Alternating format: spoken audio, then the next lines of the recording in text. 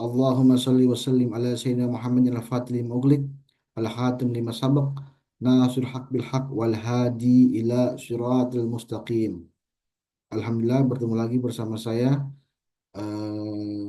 Muhsin dalam materi yang ketiga untuk kelas taharij hadis. Ini kita masih teori sampai pertemuan ketiga ini terakhir. Insya Allah kita hari Minggu kita akan praktek sudah bagaimana cara mencari hadis dalam kitab Mu'jam Al-Mufahras. Tapi sebelumnya kita masuk ke kitab tersebut, kita perlu mempertimbangkan juga ilmu-ilmu yang ada di ilmu hadis itu sendiri atau ulumul hadis. Oleh karena itu materi yang ketiga ini kita bahas tentang ilmu-ilmu hadis. Masuk di dalamnya ialah ilmu takhrij hadis nanti. Seperti apa?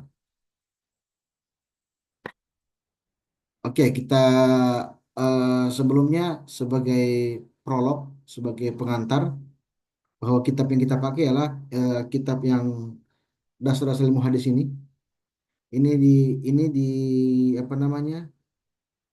Di diterjemahkan oleh dosen saya, Profesor Agil Munawar, yaitu kitabnya dari Mahmud Tohan. Mahmud Tohan, judul aslinya adalah Usulut Takhrij wa Dirasatul Asanid. Itu judul aslinya. Jadi sebagai pengantar aja bahwa guru-guru saya juga seperti Prof. Ali Munawar, eh, Lutfi Fatullah, kemudian Prof. Ali Mustafa Yakub yang sekarang punya pesantren Darussunnah. Saya terus terang ambil ilmu hadis sebagian dari beliau-beliau. Kemudian ilmu-ilmu lain seperti ilmu usul fikih juga dari Kiai Haji eh, Muksid, Abdul Muksid Al-Ghazali. Kenapa saya beritahukan ini? Kenapa? Karena sebagai pengantar bahwa ilmu yang kita pakai ini bersumber dari mereka semua. Termasuk dalamnya Profesor Quraish Shihab, termasuk di dalamnya juga ada Kiai Jazuli, ada juga Kiai eh, Saiful Amsir, Kiai Betawi. Beliau juga guru saya ketika masih di UIN dan beberapa beberapa termasuk Profesor Huzaimah dalam segi ilmu fikih. Kenapa diberitahu ini? Yang saya katakan tadi bahwasanya ilmu yang saya dapatkan itu bersumber dari mereka semua. Seperti itu. Jadi ilmu hadis itu bersumber dari mereka. Jadi bersambung sanadnya ke mereka. Dan sebagaimana kita ketahui bahwa Profesor Agil Munawar itu juga selain ahli hadis, beliau juga ahli Al-Quran, ahli tafsir, dan beliau bersambung sanadnya dengan Syekh Yasin Al-Fadani. Nah ini ilmu ilmu sanadnya bernyambung ke situ. Seperti itu. Jadi itulah salah keilmuan namanya. Oke, kita akan mulai dari pengantar dulu. Jadi ilmu-ilmu hadis itu kalau disingkat ulumul hadis. Ilmu itu ulumul hadis artinya ilmu-ilmu hadis. Nah, ilmu hadis itu banyak macam. Yang kita pelajari sekarang ialah ilmu tahrij, itu bagian dari ilmu-ilmu hadis. Kelihatan ya, teman-teman, yang saya pilih kelihatan nggak? Afwan Beb, bisa diperbesar nggak di slideshow Beb? Oh iya iya oke.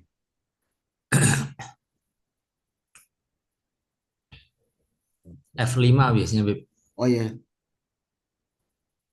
kelihatan ya. Afwan udah? Belum Beb. Belum?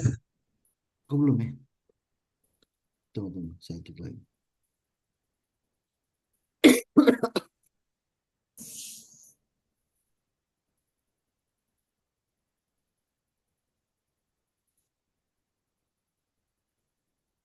Kelihatan, teman-teman? Belum sih Beb, belum slideshow ini. Masih tampil tapi bukan slideshow maksudnya. Oh, coba cek. Cek F5.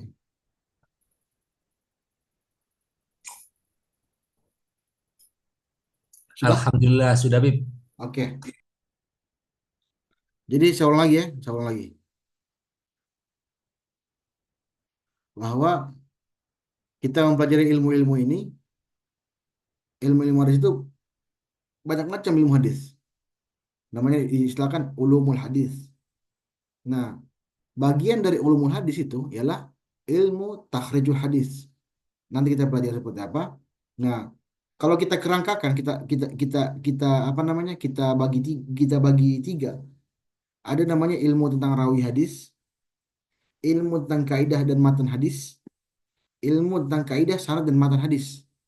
Jadi ilmu rawi itu terkait masalah si pembawa beritanya. Sebagaimana kita katakan kemarin, bahwasanya ilmu hadis itu ada namanya sanad, ada namanya matan, ada namanya rawi. Itu dimatangkan dulu. Kalau sudah paham seperti itu, ilmu sanad, ilmu matan, ilmu rawi, maka kita masuk bagian sini. Bagian bagian di mana ilmu rawi itu bagian dari ilmu hadis. Nah, jadi kita bagi tiga dulu. Ilmu rawi namanya, ilmu kait tentang matan, ilmu kaidah sanad dan matan. Oke. Ilmu rawi itu dikategorikan ilmu rijal hadis. Ilmu rijal hadis. Ilmu rijal hadis itu ialah ilmu yang bahas tentang hal-hal ihwal. Al-ihwal itu maksudnya keadaan perawi, sejarah perawi dari sahabat sampai tabiin, tabiin dan seterusnya. Kalau dalam bahasa Arab itu ilmu yubhasu fihi an ahwali ar-rawatu wasirahim minas sahabati wat tabi'ina wattiba'u tabi'in tabi'in. Ilmu membahas tentang hal ihwal atau keadaan rawi wasirihim dan sejarahnya, wasirihim minas sahabati dari sahabat wat tabi'in dan tabi'in. Nah, ilmu ijaz hadis ini bagian dari ilmu rawi yang saya katakan tadi, ingin mengetahui sejarah atau keadaan para perawi. Kemarin saya sudah singgung kemarin ketika pertemuan kedua, bahwa ada nanti muncul istilah-istilah as-siqah, as-suduq, sikatun siqah, dajjal, kemudian misalnya sabit, kemudian syekh dan macam. Nanti kita akan ulang itu. Kita akan ulang pertemuan ke-6 atau ke-7. Kita akan ulang istilah-istilah itu supaya memperkuat argumen kita ketika mengatakan si A, si B itu bermasalah apa tidak. Seperti itu. Jadi ilmu yubhatsu fi an ahwali riwayati wasirihim wa inna sahabati wat tabi'in wat tabi'in. Nah, kitab apa yang dipakai? Kitab yang kemarin saya kirim kepada kalian itu kitab Tazibul Kamal dan Tazibul Tahzib. Sebenarnya ada 8 ada 10 kitab. Kalau zaman saya dulu waktu S1 itu ilmu rijal hadis itu tersendiri mata kuliahnya. Jadi ilmu ilmu jalis mata kuliah tersendiri, ilmu matan mata kuliah tersendiri, ilmu tahris mata kuliah tersendiri. Jadi ada 4 ilmu yang kita pelajari sampai ke ilmu tahris. Saya mencoba meramunya dengan 12 pertemuan tadi saya bilang tadi. Semoga yang kita sampaikan ini, yang kita permak menjadi 12 pertemuan, bisa kita keluarkan kepada teman-teman sehingga bisa mengetahui bagaimana dikatakan hadisnya itu doif, hadis itu sahih atau hasan seperti itu. Tajibul Kamal Al-Mizi yang menciptakan, ada 36 jilid. Tajibul Tahzib Ibnu Hajar Al-Asqalani, ada Taqribut Tahzib, ada juga Syi'arul Nubala, ada Kitabul Thiqat, ada Kitabul Rijal Hadis, ada Kitab Jarh wa Ta'dil dan macam-macam sebagainya. Tapi saya hanya sampaikan kepada kalian cuma 2 kitab. Kenapa 2 kitab ini muncul? Dari semua kitab itu ini yang paling masyhur, ini yang paling dobit, ini yang paling mutamat kalau istilah usul fikih, ini yang paling digunakan, yang paling banyak digunakan oleh orang. Jadi ini rujukan utama. rujukan utama untuk mengecek siapakah si orang itu yang kita cari. Oke, kita sambung lagi. Nah, kenapa ilmu rijal hadis muncul? Ini sangat erat kaitannya dengan ilmu ilmu yang kemarin dibahas oleh saya kemarin ya, masalah kenapa ada pembicaraan Gus Wafi dengan guru gembul. Karena guru gembul sendiri tidak paham tentang ilmu hadis. Nah, ilmu rijal hadis muncul karena tidak seluruh hadis tertulis pada zaman Nabi. Nah, ini saya katakan kemarin ketika pertemuan kedua. Karena pada zaman Nabi itu tidak ada istilahnya untuk menulis hadis, tapi lebih dominan kepada Al-Quran. La taktubu anni ghairul Quran, kata Rasulullah. Seperti itu. Oleh karena itu, yang saya katakan tadi, bahwasanya ini menyebabkan para ulama itu memperkuat di sini tadi, di ilmu hadis. Nah, kenapa ini penting? Karena nanti untuk memfilter semua keadaan-keadaan para perawi. Karena kita ketahui bahwasannya banyak orang-orang yang menggunakan, tunggu sebentar ya. Saya apa? Recording in progress. Oke. Karena double ya sebelahnya.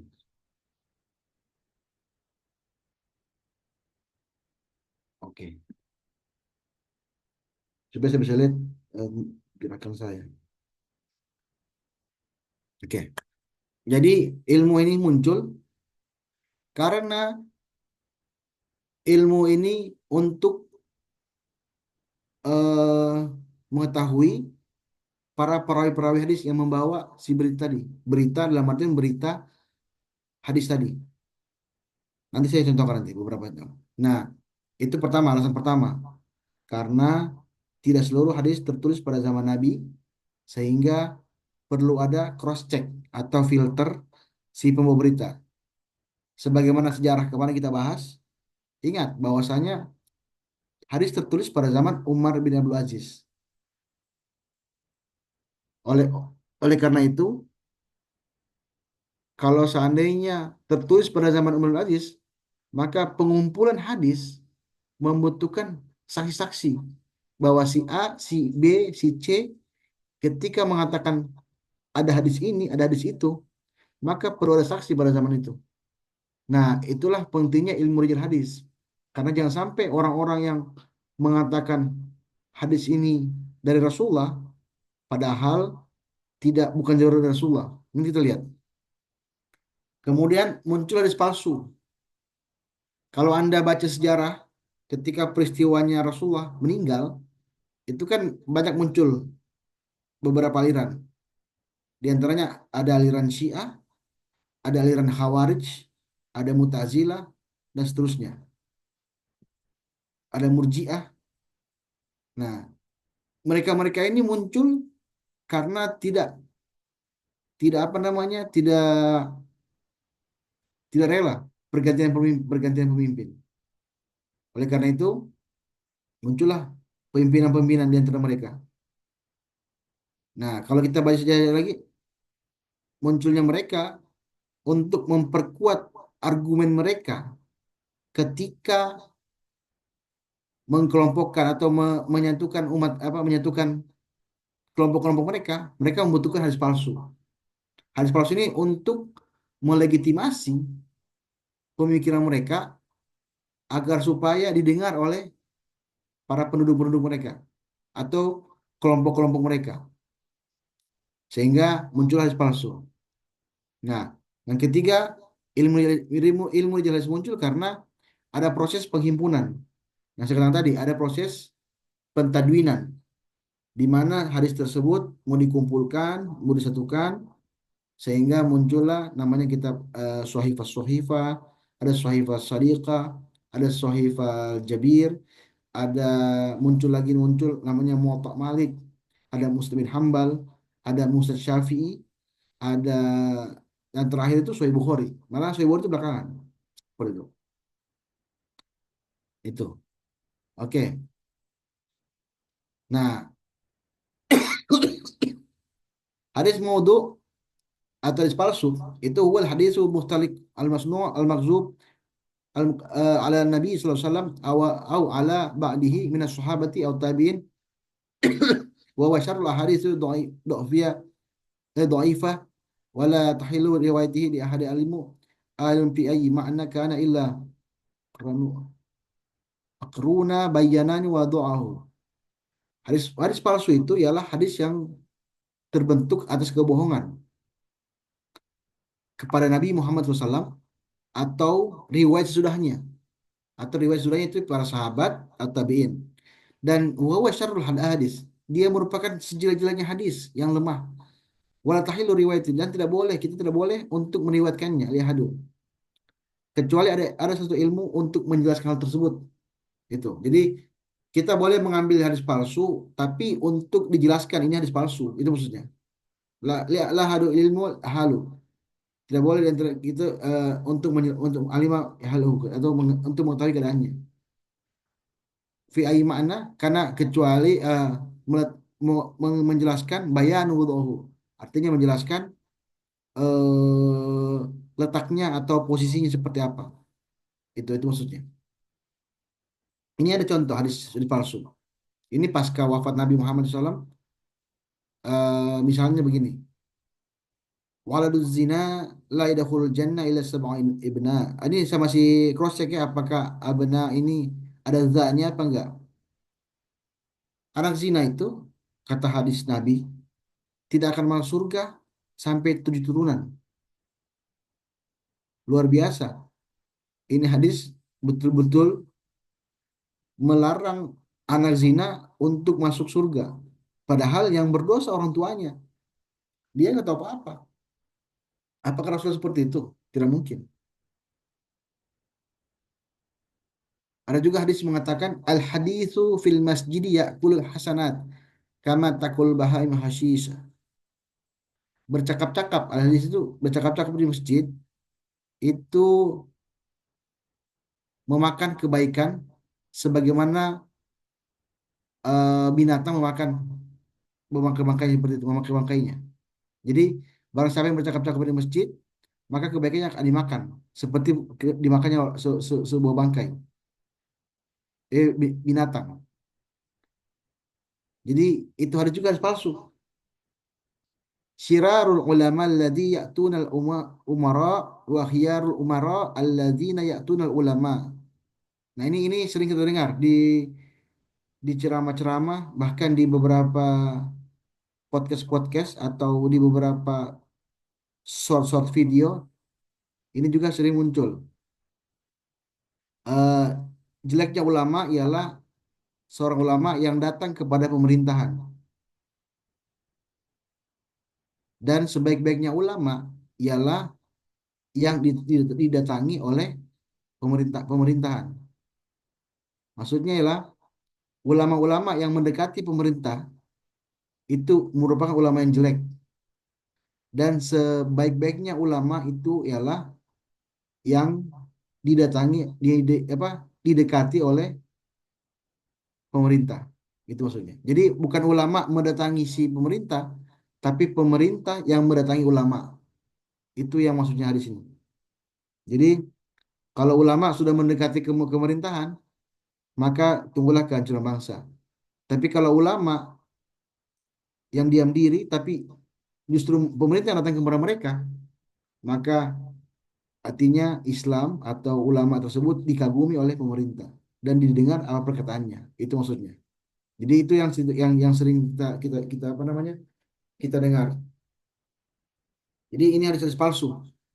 Bahkan kalau Anda baca beberapa sejarah dalam surah Al-Baqarah itu, pembunuh dari Ali bin Abi Thalib, Ibnu Maljan, itu dikagumi oleh para ulama di kalangan mereka, di kalangan Khawarij.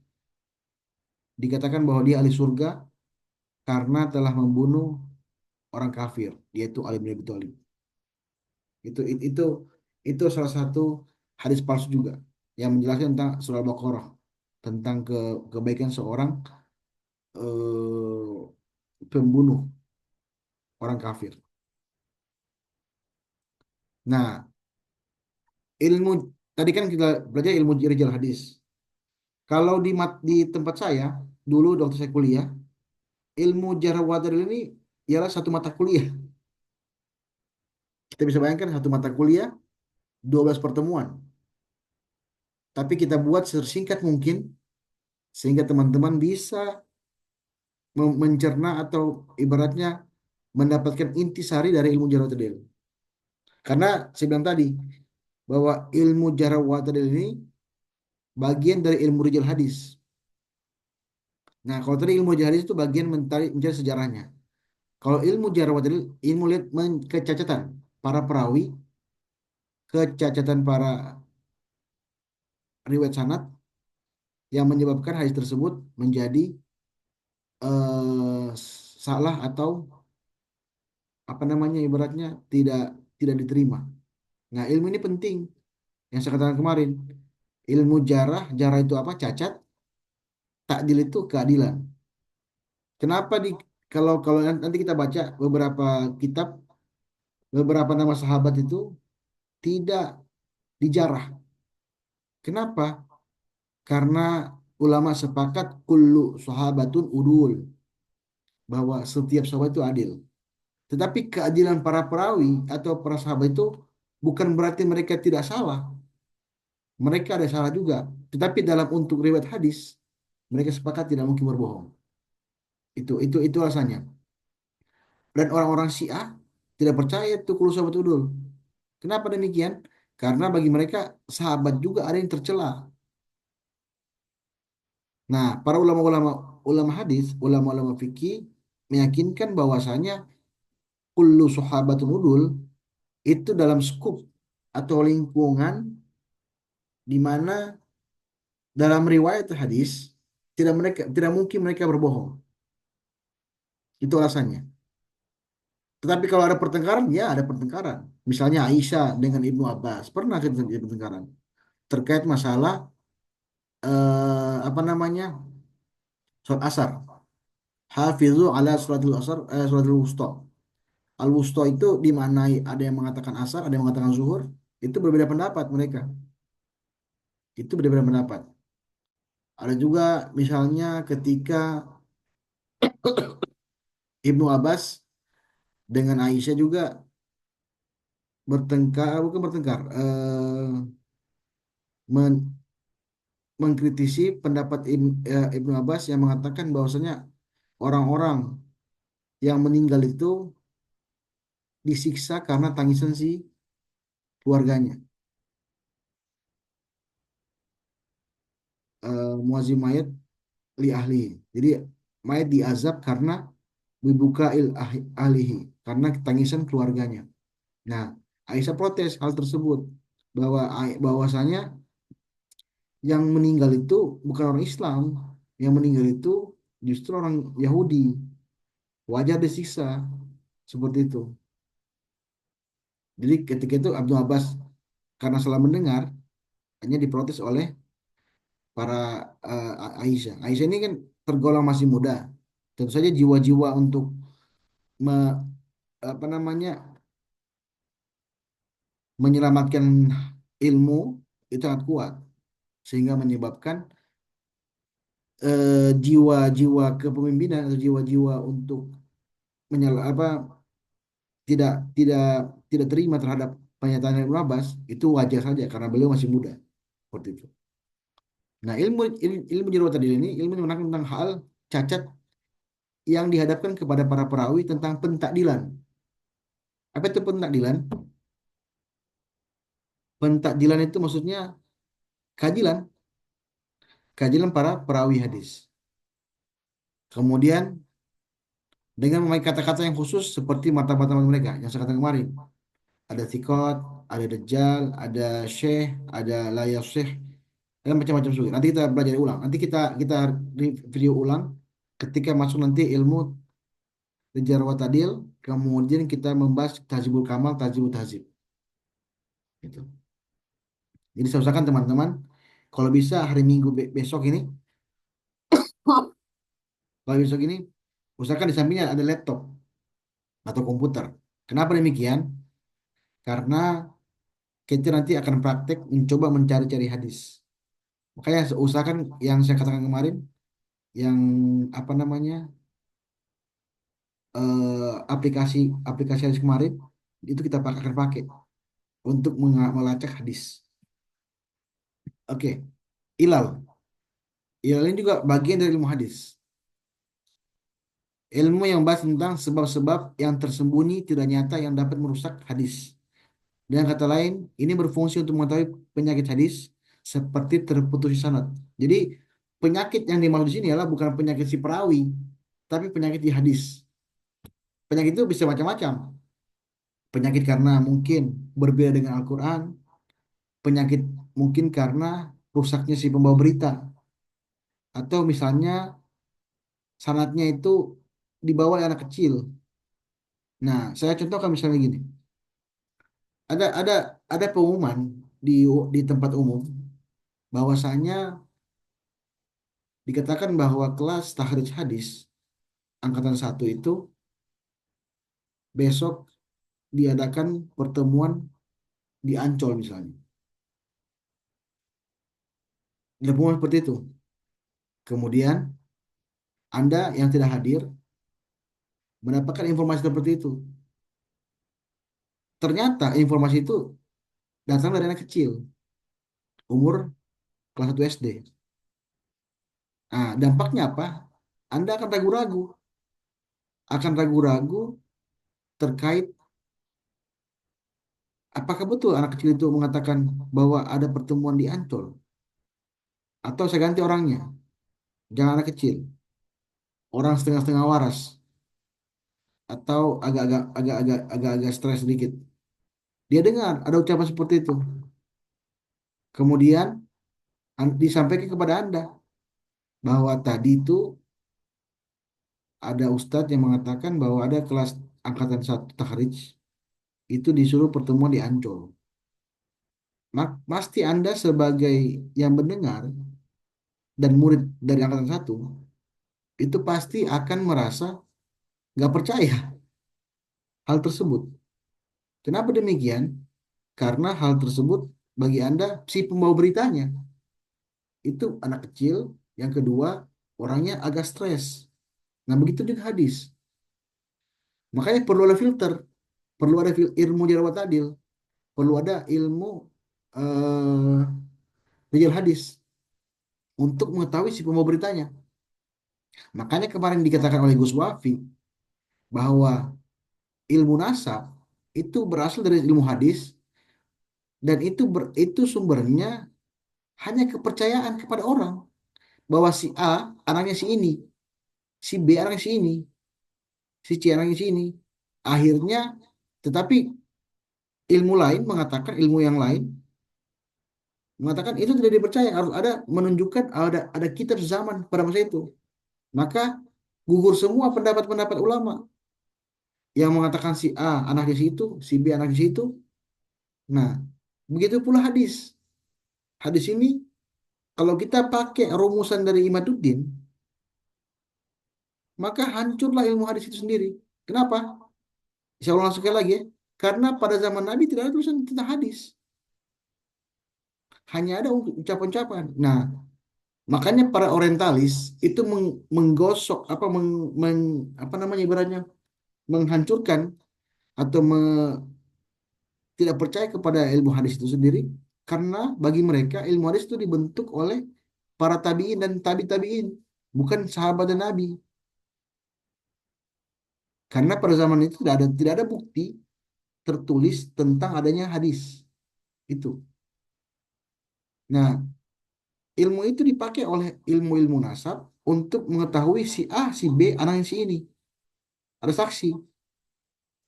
Bahkan kalau Anda baca sejarahnya pengumpulan Al-Quran, itu sama seperti pengumpulan hadis. Jadi satu orang ketika membacakan Al-Quran, maka ada saksi di antara mereka, 4 orang, dan itu laki-laki, maka katakan bahwa si ini menghafal Al-Quran, kemudian saya saksinya bahwa dihafal, dan letaknya di sini, ini ayat keberapa dan seberapa itu. Seperti itu bentuk sedemikian rumitnya, dan itu digugurkan dalam satu pemikiran, luar biasa lah. Di ilmu yubahasu fi an asbabu ghamadatu khafitu qaditu sihatul hadis. Ilmu yang menerangkan sebab tersembunyinya tidak nyatanya mencacatkan hadis. Jadi cacatnya hadis itu bukan karena nggak tak bagus tulisannya, tetapi lebih kepada ilmu tentang apa namanya, perawinya, sehingga menyebabkan dia cacat. Ilal, ilal itu penyakit ya, penyakit penyakit hadis. Oke, kita lanjut. Ulama-ulama yang membuat kitab itu ialah ilmu Ibnu Al-Madini. Lihat, 234 Hijriah, Ibnu Abi Hatim, Imam Muslim, Daruqutni, dan Ibnu Abdillah Al-Hakim. Kalau Anda baca tahun-tahun ini, kenapa saya munculkan tahunnya? Karena ilmu ini bukan berasal dari apa namanya? eh, catatan sejarah, tetapi dari kolaman kola. Hadasana, hadasana, an, sampai ke ilmu Al-Madini. Hadasana, sampai ke Abi Hatim. Hadasana, Imam Muslim. Dan Darqutni. Jadi, jauh sebelumnya muncullah ilmu ilah hadis. Nah, ini saya katakan. Bahwasanya ilmu tersebut muncul jauh dari masa sahabat, masa tabi'in. Seperti itu. Nah, berikutnya ilmu nasi mansuh. Kalau Anda pernah baca ilmu Quran, ada namanya ilmu nasi mansuh juga. Nah, kemudian ilmu nasi mansuh juga ada juga terdapat dalam ilmu hadis. Ilmu hadis di mana ilmu ini tujuannya adalah untuk mengejar tahu siapa hadis yang datang belakangan, siapa yang datang duluan, seperti itu. Ilmu yang menjelaskan tentang hadis-hadis yang sudah dimasukkan atau dihapus, jalan yang menasih. Dalam bahasa Arab, Arab syari' ahman syar'i mutarahun anhu. Syara atau hukum syara yang membatalkan sesuatu hukum syara dengan menggunakan dalil syara yang datang kemudian.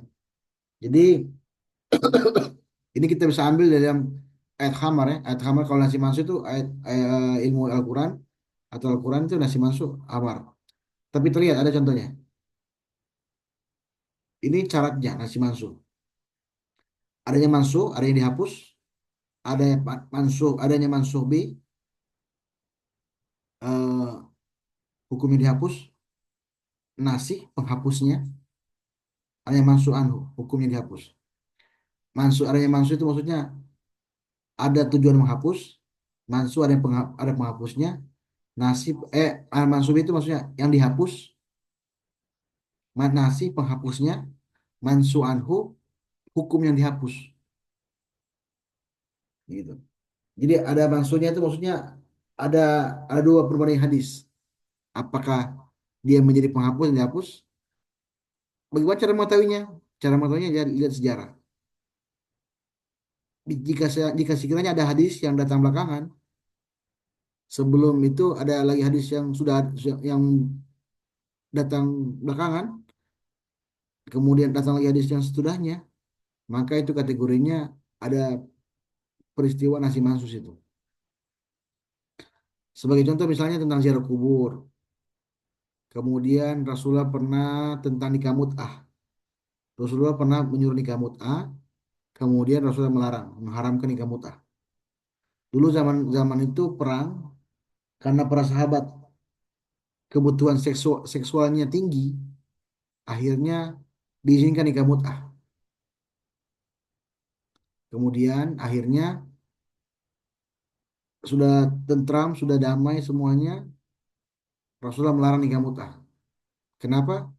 Karena itu dapat merusak kehormatan perempuan. Oke, ini contohnya. Qala rahasa Rasulullah SAW, amu awtasa salasa ayam summa naha anha. Rasulullah SAW memberikan rukhsah di kontrak. Nah, ini yang saya katakan tadi. Ini kontrak pada tahun perang Autos selama 3 hari. Kemudian Rasulullah melarangnya.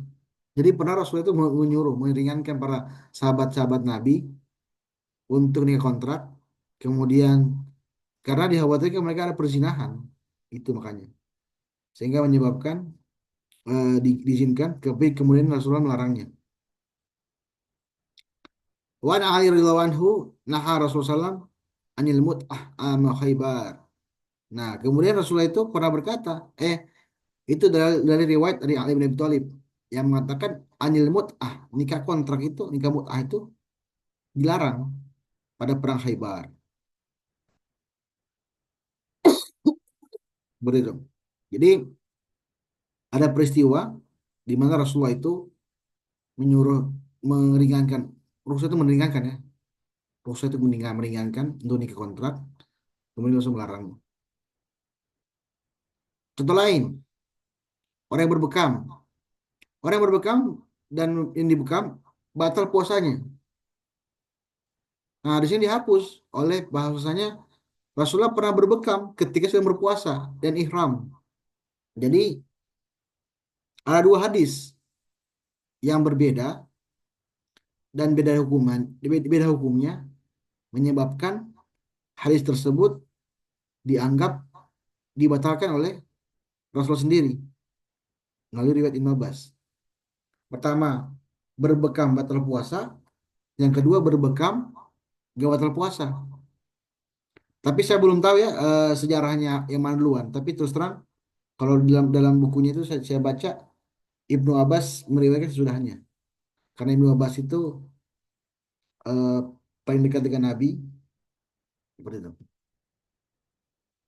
Man syaribal khamar fajriduhu fa in ada fil rabi'ah faqtuluhu. Barang siapa yang minum khamar, maka jilidlah. Jilid itu maksudnya dicambuk. Fa in ada jika sekiranya dikembali dalam 4 kali, keempat kalinya, maka dia dibunuh. Nah ini Imam Nawawi mengatakan ijma ulama menunjukkan adanya nasah terhadap hadis ini dan ijma tidak bisa menasah tetapi harus ada nasi. Jadi para ulama masih masih simpang siur mengenai masalah ini. Karena para ulama masih belum mendapatkan hadis yang sepadan tentang ini apa namanya tentang membunuh orang-orang yang minum khamar. Harusnya kan hukumannya dicambuk saja. Begitu. Nah, tapi kita bisa lihat dua saya belum baca semuanya. Ada ilmu nasi mansuh karyanya Qatadah, ada ilmu nasi mansuh karyanya Abu Hafs Amr bin Ahmad Al-Baghdadi, Ibnu Syahin. Ada juga nasi mansuh karya Abu Bakar Ahmad bin Muhammad. Ada juga Al-Ittibar fi nasi mansuh min al-Athar karya Imam Hafiz An-Nasabah Al Abu Bakar Muhammad bin Musa. Itu kitab-kitabnya yang bisa Anda baca. Tapi kita nggak sih ya.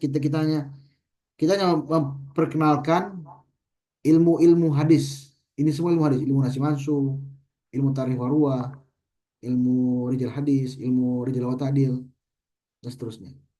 Tapi ilmu itu nanti terpakai ketika nanti kita praktek. Itu maksudnya. Berikutnya ilmu asbabul wurud. Nah, kalau dalam Al-Quran asbabun nuzul, tapi dalam hadis namanya ilmu asbabul wurud atau sebab-sebab turunnya hadis. Ilmu yang menerangkan sebab-sebab Nabi menurunkan sabdanya dan masa-masa Nabi menunturkannya. Kullu syai'in tawassalu bihi ila ghayatihi. Kullu setiap sesuatu yang bersambung dengan tujuannya, maka itu dimaksud dengan asbabul wurud. Seperti itu. Jadi segala sesuatu yang mengantarkan pada tujuannya, maka itu kategori asbabul wurud.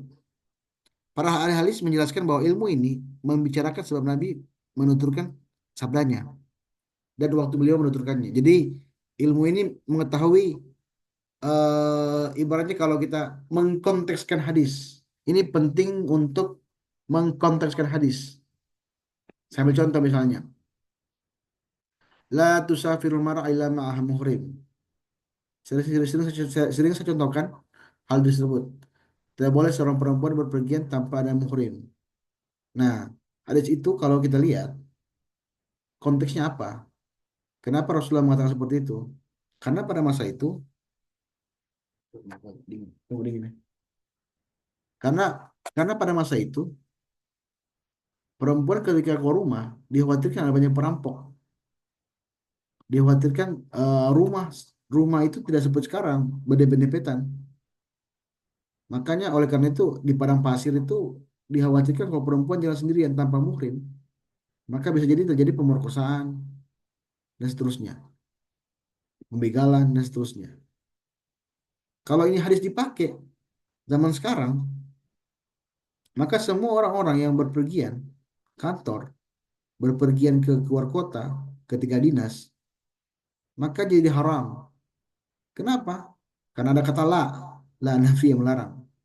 Jadi kalau kita konteskan hadis tersebut, kita lihat kondisi asbabul wurudnya, apa penyebab turunnya, maka kita bisa pakai kaidah bahwasanya hanya mengkonteskan penyebabnya karena keamanan.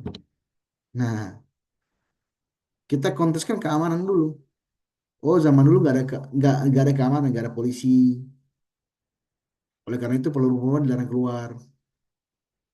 Nah, sekarang ini keamanan sudah bagus, maka ilat atau penyebabnya yang menyebabkan Rasulullah melarang tersebut terhapus. Sehingga hadis tersebut secara nggak langsung ditinjau dari asbabul wurudnya, maka kategorinya sebagai hadisnya hanya berlaku pada masa itu, bukan masa sekarang. La tusafirul mar'a illa ma'ah muhrim. Tidak boleh perempuan pergi tanpa muhrim. Itu hadisnya. Ini contoh lain. Contoh akhbarana Muhammad bin Abdul Rahman As-Sami qala hadatsana Ahmad bin Hanbal qala hadatsana Abdul Qasim bin Abi Zanad qala akhbarani Ishaq bin Hazim an Ibni Muqassim yakni Ubaidillah. Ubaidillah, sini Ubaidillah. An Jabir an Nabi sallallahu alaihi wasallam suila an ma'il bahr. Rasulullah itu ditanya tentang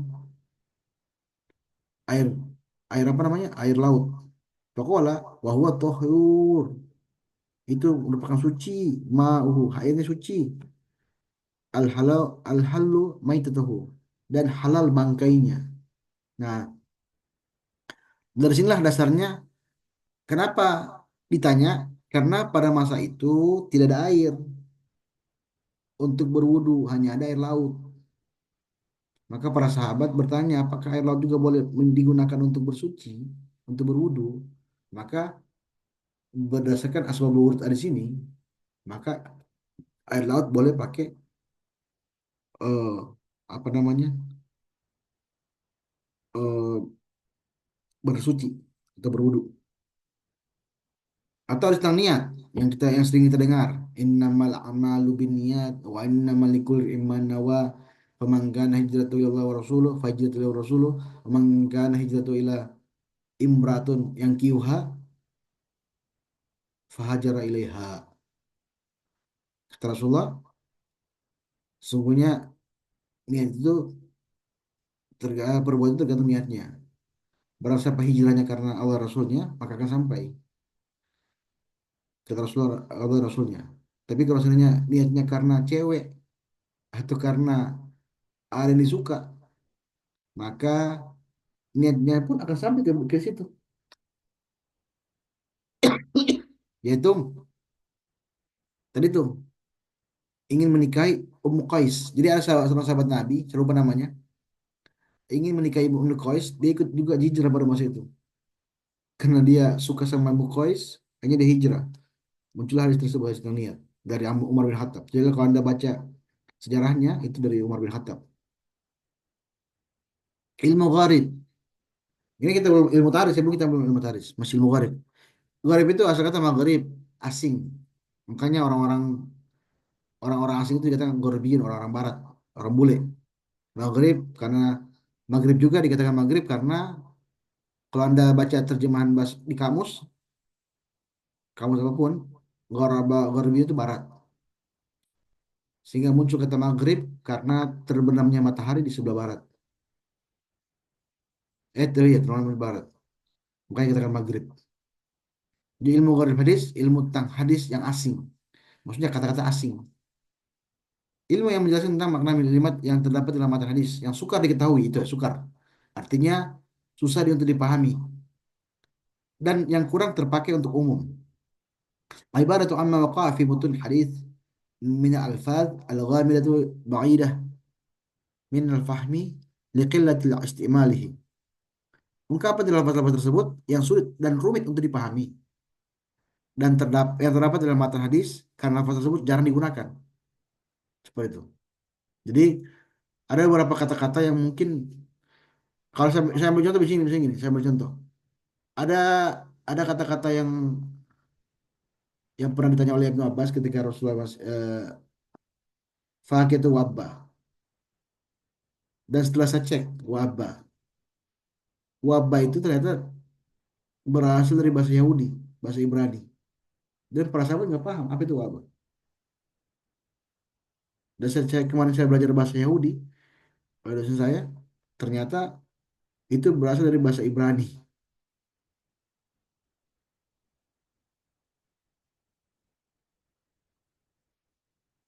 Oke, ini kitab-kitabnya. Ada kitab Abu Ubaidah bin Amar, ada oleh Abu Hasan, mulai abad ketiga Hijriah, Abu Ubaid bin Salam, ada karya Azam Ashari, Al-Fa'i, kemudian Abu Bakar Al-Asbahani, kemudian Ibnu Athir, dan seterusnya. Ini contoh ilmu gharib hadis.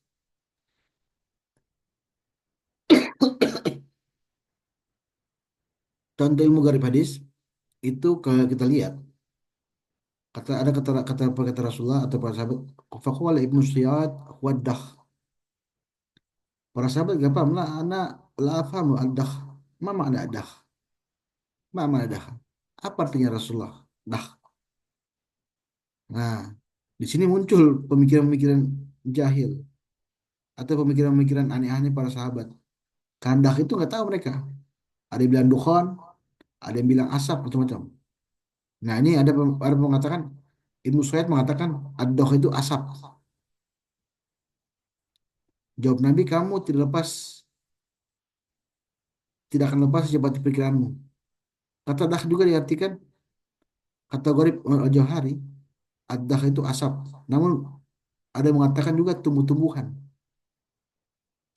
Nah, kata Nabi kan, kamu tidak akan lepas secepat pemikiranmu. Ada yang mengatakan jima. Jima itu berhubungan suami istri. Ini macam-macam. Ada yang mengatakan asap, ada yang mengatakan jima, ada yang mengatakan tumbuh-tumbuhan. Karena asing. Anda bisa bayangkan kata sahabat aja tidak paham apalagi zaman kita. Jadi Anda bisa bayangkan ilmu gharib itu agak susah. Ilmu itu bisa kita lihat di kitab-kitab ini tadi yang sekarang tadi. Yang ini. Ilmu ini yang kita lihat di sini. Saya belum terus terang saya belum baca semua ya kitab ini. Tapi kalau Anda membaca kitab-kitab hadis yang asing di sini kitabnya. Ilmu talfikul atau mukhtaliful hadis atau ilmu tentang perbedaan hadis. Ilmu yang bahas tentang mengumpulkan hadis-hadis yang berlawanan akhirnya. Artinya ditemukan perbedaan. Ilmu muskil hadis sama seperti ilmu muskil hadis. Ada ilmu taufik hadis, ada ilmu ikhtilaf. Nah, ini contohnya. Jadi kita nggak perlu kita baca pengertiannya, kita langsung ke contoh aja supaya kita bisa paham. Jadi ilmu yang melihat hadis itu bertentangan, tetapi sebenarnya tidak bertentangan. Nah, ini contoh. La adwa wala tiratu wala ham. Kata Rasulullah, tidak ada penularan, ramalan, jelek, dan reinkarnasi roh. Tuh, ya. Ambil kamu.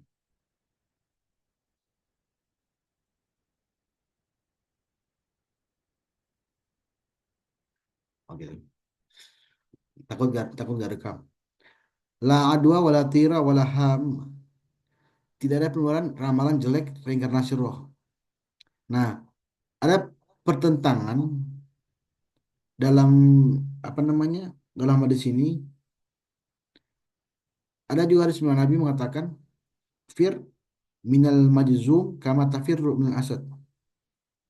Larilah dari seorang yang penyakit lepra. Lepra ini kusta kalau orang sekarang. Kusta sebagaimana kamu lari dari singa. Nah, tadi kata Nabi tidak ada penyakit yang menular.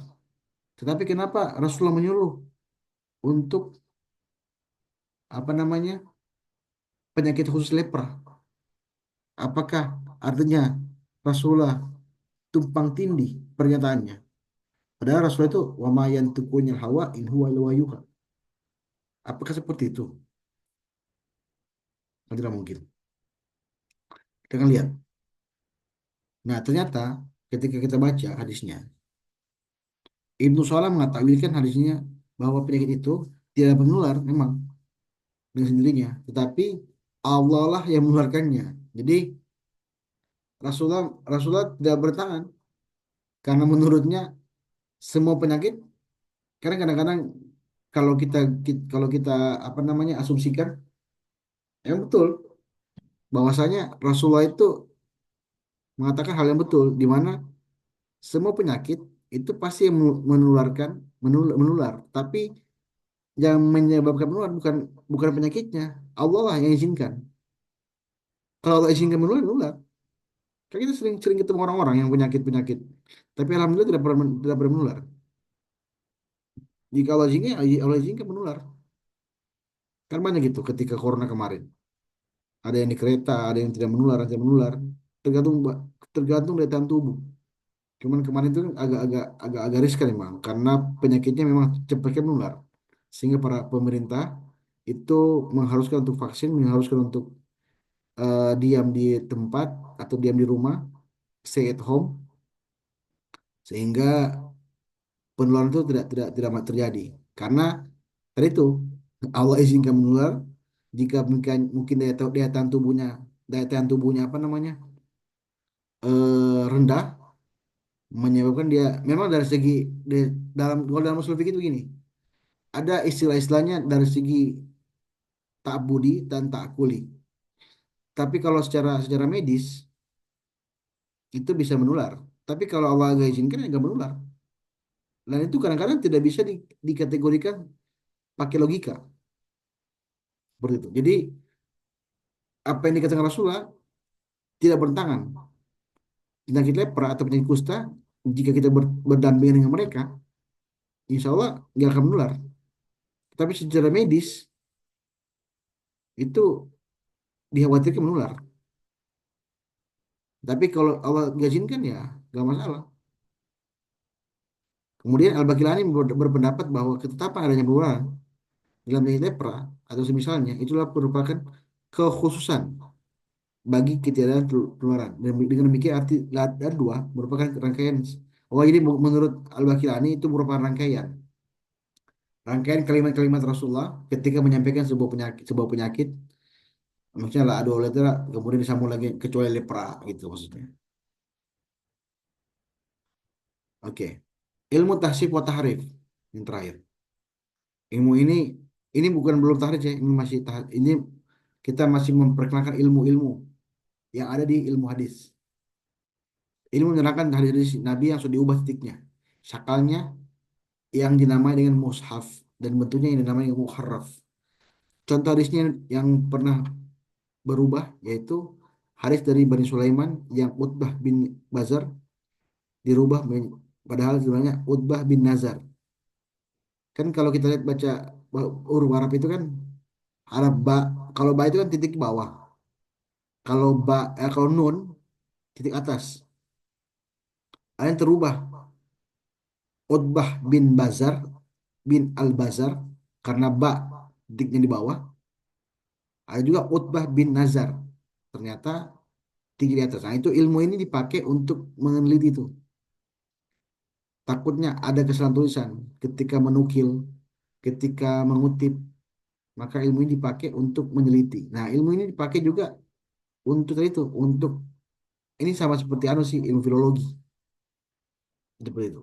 Untuk mengecek teks-teks Arab yang salah tulis. Oke, kita masuk ilmu tahrij. Nah, ini yang penting ilmu tahrij ini ada 4 metode. Tapi saya gunakan nanti insya Allah 3 metode. 3 metode ini sudah masuk kepada maaf ya. Ilmu 3 metode ini sudah bisa memberikan apa namanya kesimpulan, kesimpulan bahwasanya hadis tersebut doif atau lemah atau sohi seperti itu. Nah, ilmu itu diambil dari bahasa Arab kharraja. Bukan kharaja yakhruju ya mengeluar. Ada yang bilang kharra, kharra, tampak atau jelas. Atau bisa dilihat di, di dalam kalimat kharajat sama wa khurujan bahwa langit tampak tampak jelas ketika mendung. Setelah langit tampak jelas setelah mendung. Jadi ketika mendung selesai, hujan, kemudian langit terlihat jelas. Dari terminologi berarti bagaimana seorang menyebutkan dalam kitab karangannya suatu hadis dengan sanadnya sendiri. Maksudnya gini, ketika misalnya ada hadis mengucapkan innamal a'malu binniyat, itu hadis, tetapi Anda belum mengkategorikan sebagai ilmu tahrij. Anda belum bisa dikategorikan ilmu tahrij. Kecuali Anda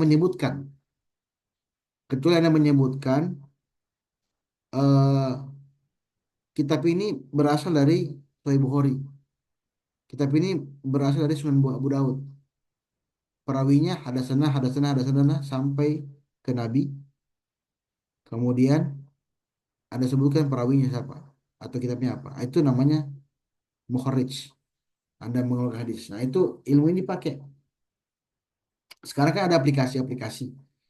Tapi Anda tidak bisa mengetahui kenapa sampai dia sebagai apa namanya hadisnya itu sahih atau doif. Sebagaimana pertemuan pertama saya katakan kemarin. Ada pertanyaan, kenapa ini penting untuk pelajari? Padahal sudah ada kitab-kitab Sahih Bukhari, Sahih Muslim, Sunan Abu Daud, At-Tirmidzi. Nah, ini dipakai untuk mengetahui skup atau kalau ini nggak dipelajari, maka orang-orang akan salah paham hadisnya doifnya di mana, sohinya di mana, kemudian kenapa dia sohi, kenapa dia doif, di mana letaknya. Jadi bukan hanya mengetahui hadisnya doif atau sohi, tapi kita bisa mengetahui letaknya di mana. Oh, misalnya hadis tentang la tusafir marah, itu letaknya bukan di bagian bagian akidah misalnya. Oh, itu letaknya bagian bagian sosial. Nah, itu fungsinya. Itu fungsinya untuk mengetahui karena menurut guru saya eh, Buya Rozi itu juga mengatakan seperti itu. Banyak orang-orang ulama itu mengklasifikasikan sebuah hadis itu di tempat yang salah. Artinya babnya akidah dipakai bab hukum. Misalnya babnya bagian sholat digunakan untuk sosial. Itu kan ada hal-hal seperti itu yang menyebabkan orang salah, orang salah paham ketika membaca hadis. Padahal itulah fungsi ilmu tarikh tadi itu untuk mengetahui posisi di mana. Kemudian menisbatkan dari sisi kepada para ulama. Jadi kalau Anda baca itu ini sambil itu apa?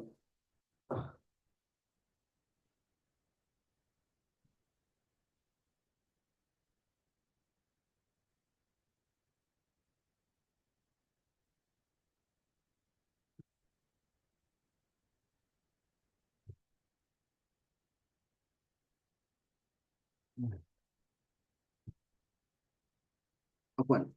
Ini. Kalau kita baca kitab Majmu' al-Asanid, Madhafil Maqasid min Asanid kullu funun, maka kalau kita baca kitab ini semua isinya bukan kitab. Ini isinya ini isinya sanad-sanad semua, sanad dari Yesya Al-Fadani. Yang saya katakan kemarin bahwasanya Profesor Adi Munawar itu gurunya, beliau punya guru Yesya Al-Fadani itu memberikan ijazah tentang sanad ini. Jadi insya Allah ilmu kita kalau kita baca Al-Fatihah kepada mereka-mereka, insya Allah ya, masih kira. Jadi kitab yang ini semua dari kitab Bukhari, Muslim, ada semua. Jadi insya Allah Anda punya ilmu itu nyambung kepada mereka semua. Karena makanya saya katakan tadi kepada teman-teman bahwa eh, itu penting ilmu sanad agar kita mengetahui siapa guru kita. Nah, kalau seandainya saya salah, maka yang salah guru saya juga nanti ujung-ujungnya nanti. Seperti itu. Itu yang saya pertahankan. Jangan sampai ketika ucapan saya salah, tolong dikoreksi dan saya menyebutkan guru-guru saya juga supaya kalian juga mengetahui dari mana sumber saya berkata ini. Seperti itu. Jadi bukan asbun, asal bunyi. Hanya baca buku, selesai. Bukan begitu, bukan. Tapi saya membaca. Ada guru-guru, termasuk Profesor Munawar, termasuk Buya Ar-Razi. Kalau Anda tahu Ahmad Lutfi Fatullah, yang pendiri Al-Mughni, juga beliau juga guru saya.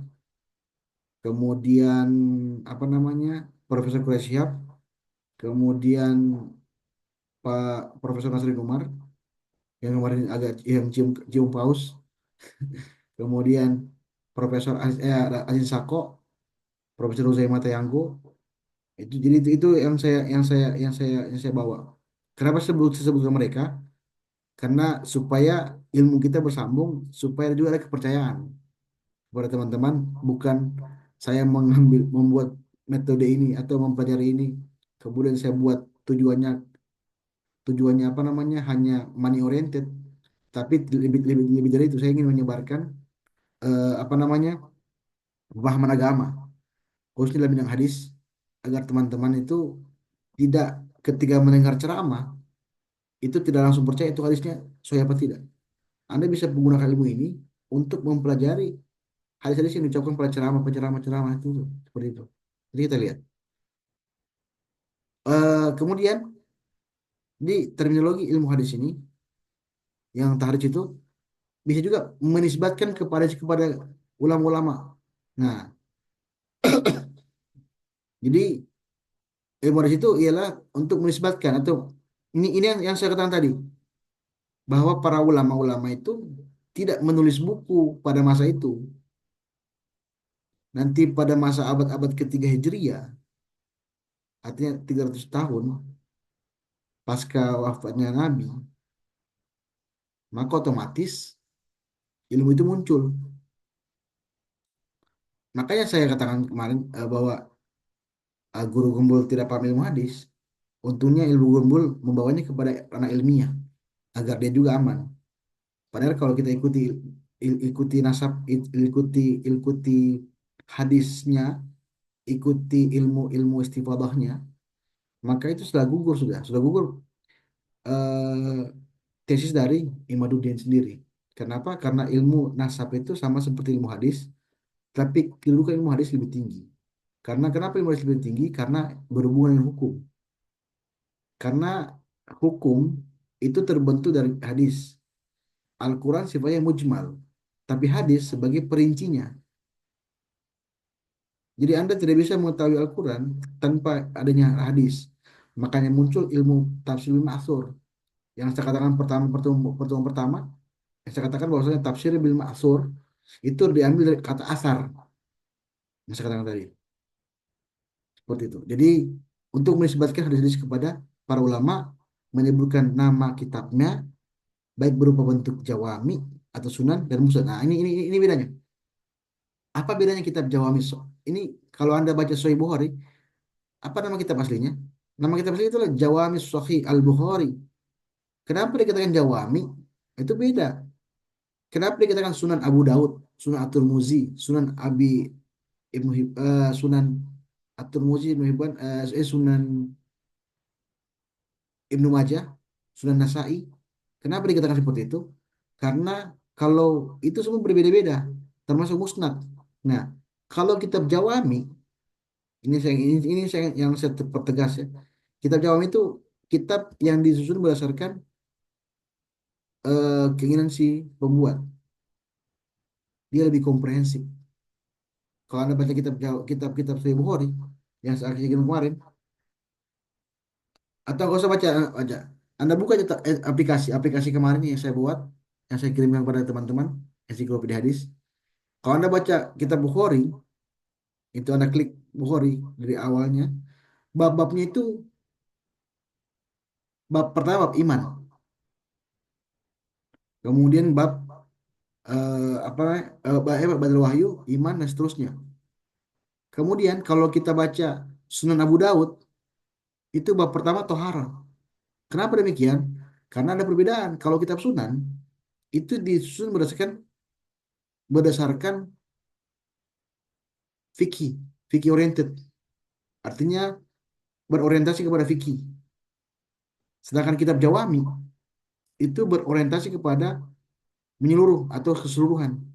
Sedangkan Musnad itu berdasarkan sanad. Makanya kalau Anda baca apa namanya? Musnad Abi Hambal itu bab pertama itu Abu Bakar, kemudian dari alif ba ta sa jim ini sudah alfabet bahasa Arab. Anas bin Malik itu. Karena dia berdasarkan sanad. Tapi kalau sunan itu berdasarkan fikih. Coba Anda baca semua kitab yang berbunyi sunan pasti fikih oriented. Sedangkan Jawami itu lebih kepada komprehensif. Itu bedanya. Nah, ini perbedaan ilmu takhrij hadis dari masa ke masa. Kenapa ini penting? Karena setiap masa itu berbeda-beda. Berbeda-beda dalam artian eh, hadis itu pasti tergantung masa. Termasuk ilmu takhrij hadis. Itu pasti berbeda. Kalau dulu menggunakan kamus-kamus yang manual, sekarang kan pakai aplikasi semakin canggih. Bahkan nanti kita belajar di Maktabah Syamilah, kita lihat seperti apa. Nah, ini saya akan awalkan kalian itu dari awal itu teman-teman, mungkin dari manual, nanti ke Maktabah Syamilah, nanti kemudian kita kita pada pertemuan terakhir sudah membuat satu hadis atau dua tiga hadis yang sudah dikategorikan sebagai hadis sahih atau dhaif. Dan itu hadis sudah terkenal, kita akan lihat. Penyebutan hadis-hadis dengan sanadnya masing-masing dengan masing-masing. Terkadang pengarang menitik beratkan kepada masalah sanad, terkadang masalah matan. Nah, jadi pada awal-awal itu syarat penting sekali dan matan nggak terlalu penting. Kenapa? Karena ada sebagian ulama mengatakan jika sanadnya sudah sahih, maka matanya pun sahih. Padahal tidak seperti itu. Pemikiran tersebut akan berubah seiring berjalannya waktu. Karena nanti kan didapatkan syaratnya sahih, si pembebernya sahih, tetapi matanya nggak masuk akal atau isi hadis itu nggak masuk akal, seperti itu. Penyebutan hadis di sini dengan sanad memiliki sendiri, berbeda dengan surat kitab terdahulu. Dan surat itu pada kitab kedua kadang-kadang menambahkan hukum tentang surat di kitab pertama. Jadi yang kedua setelah menemukan sanadnya, menemukan matanya, maka kadang-kadang juga ada para perawi atau pembuat kitabnya itu membuat hukum. Jadi ada namanya istilahnya ini pendapat yang mutamat, ini pendapat yang kurang kuat. Nah, itu itu maksudnya. Berikutnya setelah hadis itu dikumpulkan dalam sebuah kitab besar, muatan hadis itu berubah menjadi penisbatan riwayat hadis kepada kitab-kitab yang telah ada, menjelaskan kriteria hukum-hukumnya. Nah, jadi setelah dikumpulkan, kemudian ditahris, ada ada ada ada periwayatan yang dinisbatkan kepada kitab-kitabnya. Misalnya aku mengutip kitabnya dari Sahih Bukhari. Aku mengutip kitab itu setelah dihukum dikumpulkan seperti itu. Nah, apa manfaat tahrij? Nah, ini pertanyaan yang pernah muncul ketika awal pertemuan kita ya. Tapi ini secara formal dijawab seperti ini. Jadi apa manfaat tahrij? Pertama tadi memperkenalkan sumber-sumber hadis. Jadi kita pertama hadisnya sumbernya ketahuan. Oh ini kitabnya di Sahih Bukhari. Ini kitabnya Sunan Abu Dawud. Ini kitabnya Sunan At-Tirmidzi. Jadi kalau kita baca kitab-kitab baca hadis tersebut, maka kita bisa merujuk ke sana. Kenapa demikian? Karena ini penting. Karena kalau kita tahu sumbernya, maka kita mengetahui di mana diletakkan posisinya. Yang sekarang tadi, bahwa jangan-jangan hadis ini bukan hadis hukum, tapi hadis tentang akidah atau hadis tentang kemasyarakatan. Apa dampaknya? Kalau berhubungan hukum, maka bisa dijadikan hukum. Kalau berhubungan sosial, kadang-kadang tidak menjadi apa namanya hukum. Misalnya, ketika saya pernah mengatakan kepada teman-teman bahwasanya Nabi itu kan pernah pingsan ketika sholat asar. Itu kan bukan bab hukum, bukan di posisi bab hukum. Itu posisi tentang keadaan Nabi. Dampaknya ialah ketika itu dikategorikan hukum, maka semua orang yang mau sholat asar untuk mengambil sunnah Nabi pingsan dulu. Kan tidak mungkin. Karena Nabi pernah pingsan ketika sholat asar. Jadi untuk mengambil sunnah Nabi, sama seperti gondrongnya Nabi. Nabi itu kan ada juga yang digambarkan tentang gondrong Nabi. Itu kan Nabi pada masa itu. Tapi bukan masalah hukum. Itu hanya menggambarkan posisi Nabi. Apakah semua Islam itu harus gondrong? Kan nggak mungkin. Nah itu maksud saya. Jadi ini untuk mengetahui sumber hukum hadisnya di mana dan posisi babnya di mana. Seperti itu. Kemudian tarikh hadis menambahkan pembenaran hadis. Iya. Tarikh hadis dapat menambahkan pembenaran sanad. Ya, betul. Kan saya pernah katakan di pertemuan kedua kalau nggak salah. Di pertemuan kedua saya pernah munculkan istilah munkoti, munkoti kemudian ma, marf, maukuf, kemudian hadis yang apa namanya ma, maktu. Nah, maktu itu kalau anda masih ingat, maktu itu sumbernya dari tabiin. Kalau maukuf dari sahabat. Tapi kalau hadis marfu dari apa namanya Nabi. Kalau munqati terputus dalam artian nggak tahu di mana putusnya. Apakah di kalangan sahabatnya atau di kalangan tabiinnya atau di kalangan tabiinnya. Kita nggak tahu di mana putusnya. Itu munqati.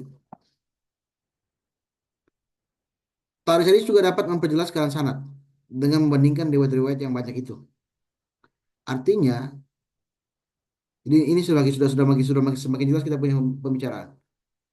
Artinya, tarikh hadis dapat memperjelas keadaan sanad di mana sanad itu riwayat-riwayat itu yang banyak itu.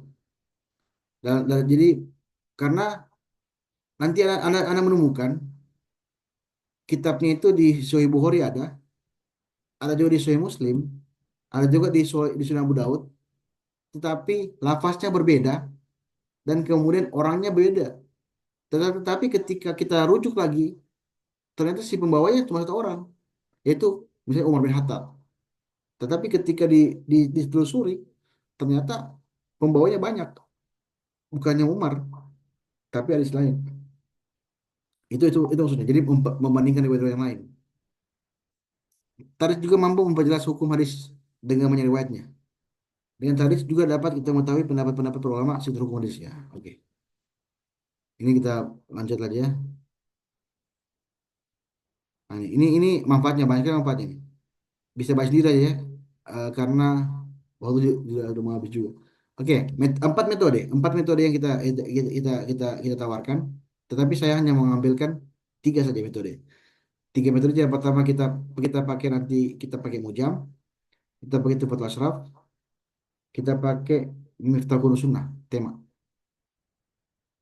Metode pertama saya nggak pakai. Kenapa? Kenapa metode pertama saya nggak pakai? Karena metode pertama ini agak susah, bukan cuma agak susah. Karena ketika kita menggunakan awal pertama, dampaknya itu berbeda-beda hadisnya. Dalam artian, ada yang mengatakan, misalnya, ayul amal, ayul amal, abu ta'ala, amal apa yang ada juga yang mengatakan, ma ahabbu, amal apa yang disukai Allah Ta'ala. Jadi, berbeda-beda. Ada yang ayu, ada yang mengatakan ma, ada yang mengatakan hal, macam-macam. Nah, makanya saya nggak pakai. Tapi karena metode ini tidak begitu kuat. Kenapa demikian? Karena kita bisa pakai mujam. Mujam itu referensi utama yang kita pakai nanti. Kitab Jawamil Jami Shagir itu Suyuti, kitab Miftahul Tartib wal Hadis At-Takhrij Latif Al-Ghamari Al-Mughribi, kitab Miftahul Muwatta ada Fuad Abu Baki. Ini juga yang mengarang kitab Mujam, meskipun yang mengarang orientalis, beliau terjemahkan dalam bahasa Arab. Apa kelebihannya? Kelebihannya dengan menggunakan metode ini, kemungkinan besar kita dengan cepat menemukan hadis yang dimaksud. Itu pertama. Kedua, kekurangannya, metode ini jika ada kelainan hafaz, pertama, kemungkinan besar langsung itu. Nah, itu saya katakan tadi. Jadi kalau kita pakai metode ini, itu akan sulit kita menemukan di mana posisi hadis tersebut. Karena hadis itu berbeda-beda. Kita nggak tahu awal mata seperti apa. Seperti itu. Oke, metode kedua. Metode kedua ini kita akan pakai. Yaitu menggunakan lafaz-lafaz, kata-kata. Nanti hari Minggu insya Allah kita sudah pakai Al-Mujamul Faras. Kitab Al-Mujamul Faras ini dikarang oleh Wensing. Nanti kita lihat siapa yang mengarangnya, bagaimana penggunaannya. Insya Allah hari Minggu kita buat. Kelebihan metode ini menggunakan metode sangat cepat menemukan yang dicari. Ini sangat cepat. Jadi kalau kalau Anda buka ensiklopedia hadis, Anda ketik Hisonun, kuda, atau Anda ketik misalnya Al-Mar'ah, perempuan, itu muncul hadis perempuan. Itu pakai aplikasi. Tapi kalau pakai Mujam, maka kita akan menemukan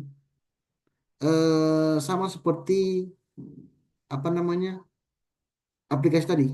Aplikasi itu tuh, makanya nanti kita pakai Al-Mujam, kemudian kita pakai untuk melacak di mana posisinya. Nanti ada ketahuan bab apa dia, bab wahyu atau bab iman atau bab apa, sehingga menyebabkan kita tahu posisi hadis itu di mana.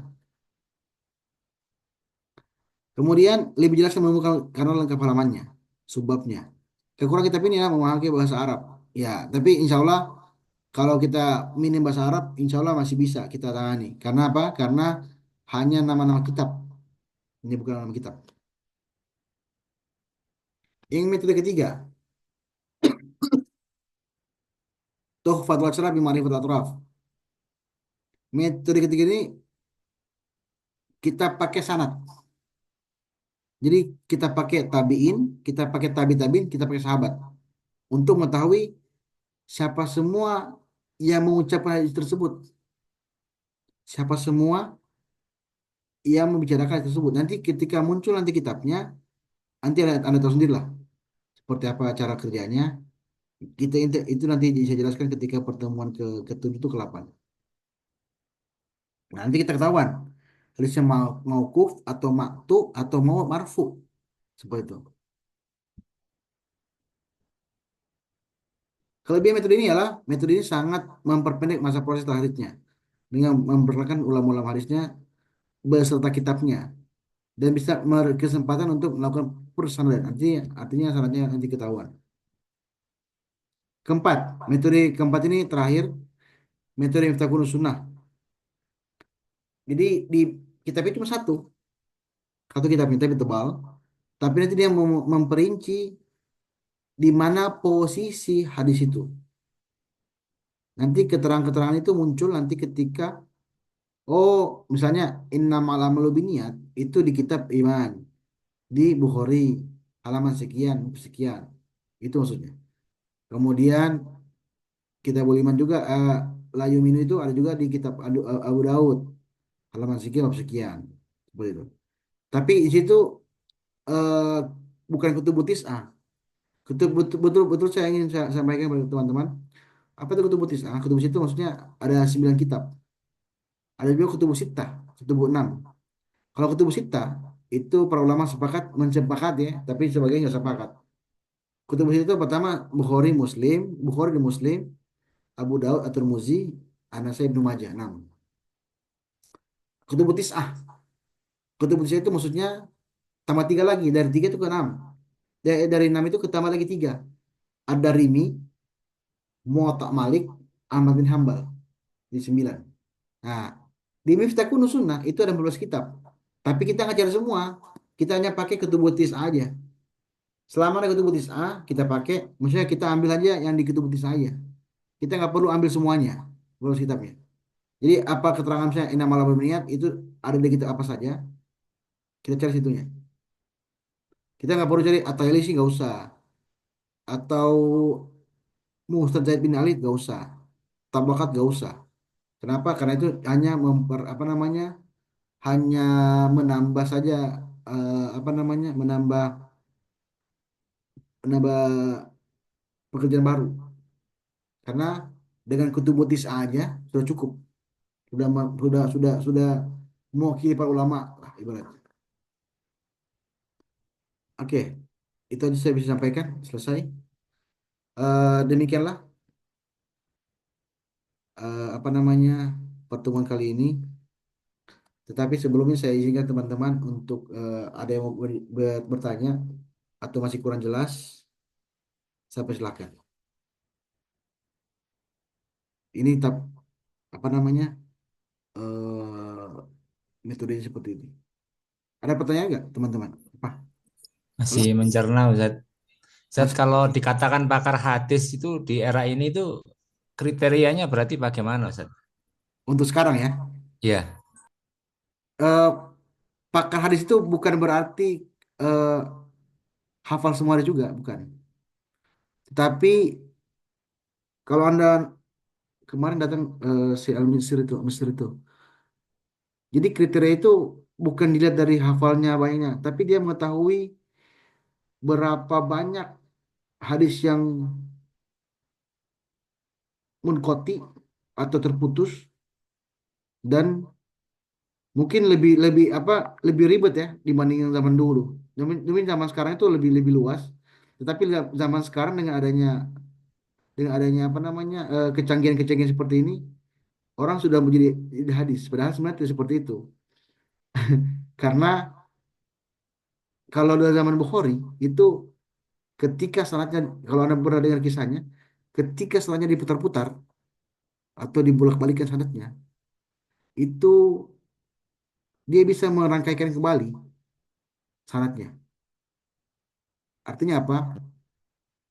Artinya beliau tahu bahwa hadis tersebut salah, selain salah. Nah, untuk sekarang itu dilihat, kalau kalau untuk sekarang ini yang masih diakui ialah Prof. Agil Munawar. Beliau juga ahli hadis, termasuk Buya Ar-Razi. Ar-Razi itu juga pakar hadis karena beliau berguru dengan Prof. Ali Mustafa Yakub. Nah, kriterianya apa? Kriterianya minimal dia khatam kutubus sittah kalau untuk sekarang. Kutubus sittah mampu menerawang apa asbabul wurudnya, asbabul nuzulnya, asbabul wurudnya apa, dan tahu tempat-tempat penyakitnya apa, dan tahu menempatkan posisi hukumnya atau menempatkan posisi hadisnya di hukum yang mana. Itu yang menurut saya pribadi ya, kriterianya. Ada pertanyaan apa? Pertanyaan. Ustaz, Udah. kalau kriterianya harus hatam Iya. hatam kutubusita itu kayaknya kok berat Ustaz ya. Mungkin Enggak. kalau Buya Kalau Ar-Razi kalau sendiri kan kayaknya kan juga tidak ngaji secara apa tidak mewarisi pemahaman maksudnya dari hadis per hadis ya. Mungkin kalau majelis sama iya, tapi kalau Kutubusita ngaji Bukhari saja itu kayaknya kok empat Anda, tahun kalau saya, dijelaskan saya juga nggak saya saya selesai. juga begitu pernah saya juga heran juga gitu. Saya pernah nanya teman-teman, ada kita kajian kajian Bukhari, itu khatam satu Ramadan. Tapi khatam doang ya. Iya Ustaz, Bukan, saya bukan, juga pernah bukan. Ustaz. Saya pernah di pesantren dulu 1 bulan khatam, tapi kan ya Ya, cuma betul. dibaca gitu Ustaz. Kalau di Pujon Malang itu ada Abi Ihya Ustaz. Itu 10 tahun itu kan belum selesai itu. Kalau kemarin Buya Rozi dengan saya juga kan, saya sama-sama dengan dia sekelas waktu itu. Tapi beliau jadi guru guru langsung, saya mustami. Beliau itu kakak saya dan beliau khatam sekaligus mengetahui hukum-hukumnya. Itu 4 tahun untuk seluruh kitab ya. Nah, itu mereka diberi gelar LC. Kalau Anda jalan-jalan ke Darussunnah, namanya Darussunnah. Kita belajar apa hadis, beliau masih masih dipegang oleh anaknya. Beliau sudah meninggal karena beliau waktu itu menjadi imam Istiqlal. Prof. Ali Mustafa Yakub, kemudian digantikan oleh Panasri Umar. Kemudian beliau itu mendirikan pesantren namanya Darussunnah dan itu kemudian orang-orang yang hatam hatam Kutubus Sittah. Ingat bukan tis'ah ya, Kutubus Sittah itu diberi gelar LC dan membuat skripsi tahrij tentang hadis. Itu kategori LC ya mereka ya untuk sekarang ya. Tapi kalau untuk memahami seluruh hadis kayaknya sulit. Saya pribadi juga sulit. Bagaimana Ramadan? Begitu ya? Sulit, sulit, sulit ya. Tapi untuk kategori LC mereka sampaikan, bahkan kalau Anda bertemu dengan si Azhar kemarin, siapa nih? Lupa saya mana. Itu beliau hafal kitab, hafal hadisnya. Sampai salat-salatnya, sampai sampai ke dia salatnya. Nah, itu betul-betul alim dalam hadis. Tapi untuk standar sekarang susah. Saya saya terus terang belum bergaul sama ulama-ulama lain ya. Tapi standar saya yang saya dapatkan seperti itu. Artinya masih ruang lingkup saya ya.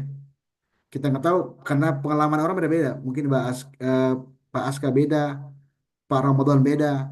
Sudah bertemu dengan para kiai-kiai yang lebih mahir dalam ilmu hadis. Kita nggak tahu. Tapi standar yang saya tekankan, kalau saya pribadi melihat kutubus kita hafal, hatam, dan mengetahui hukum-hukumnya, letaknya sudah kategori wajib, bagus. Tadi ada pertanyaan masalah apa tadi? Eh, Mana tadi ya? Nggak ada, ya? Ada lagi pertanyaan lagi selain itu? Oh ini, apa bisa tolong jelaskan masalah hadis? Apakah termasuk di kitab? Iya, kita belajar masalah hadis juga. Ini bagian dari masalah hadis. Mempelajari kaidah-kaidah rawi, sanad, dan matan itu bagian dari mustalah hadis. Betul. Dan praktek tarij sebagian kecil dari hal tersebut. Jadi kalau anda ilmu hadis ini hatam, yang saya ajarkan ini adalah ilmu bagian kecil dari untuk mengetahui hadis sahih dan dhaif. Dan itu bagian dari mustalah hadis. Kita nggak belajar ilal, kita nggak belajar asbabul wurud, nggak belajar. Kita nggak belajar ilmu tarikh bukan ilmu apa itu talqif. Itu yang kita belajar.